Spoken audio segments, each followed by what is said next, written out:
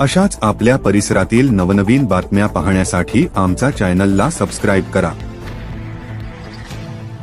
नंदुरबार जिल्ह्यामध्ये समाज कल्याण विभागाचं महिलांचे जे वसतिगृह आहे त्या वसतिगृहामध्ये काम करणाऱ्या 3 कॉन्ट्रॅक्च्युअल कर्मचारी यांच्या आपापसातील जे काही बोलणं आहे फोनवर त्या बोलण्याच्या अनुषंगाने असं स्पष्ट झालं की इतर काही रायव्हलरी मधनं त्या वसतिगृहातील मुलींच्या जीवाला धोका उत्पन्न होईल अशा प्रकारे काही कृत्य करण्याचं त्यांचं कट रचण्याचं काम सुरू आहे असं त्या क्लिप मधनं उघड झालेलं आहे। त्या अनुषंगाने मुलींनी आज आंदोलन केलेलं आहे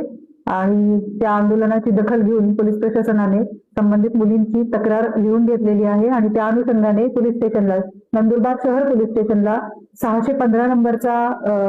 FIR रजिस्टर झालेला आहे। त्याच्यामध्ये BNS कलम 56, 61(2), 62 आणि 123 याप्रमाणे हा गुन्हा रजिस्टर झालेला आहे। त्याच्यामध्ये या ज्या 3 कॉन्ट्रॅक्च्युअल बेसिसवरच्या कर्मचारी आहेत त्यांच्यावर कारवाई करण्यात येणार आहे। त्यापैकी एक आरोपी आपण आता अटक केलेली आहे आणि इतर 2 आरोपींचा शोध सुरू आहे आणि अशा प्रकारे जे काही त्यांची कॉन्स्पिरसी सुरू होती ती कशाच्या अनुषंगाने सुरू होती, त्यांनी अजूनही काही याच्या बाबतीमध्ये पाऊल उचललं होतं किंवा नव्हतं या बाबतीतला तपास सखोल सुरू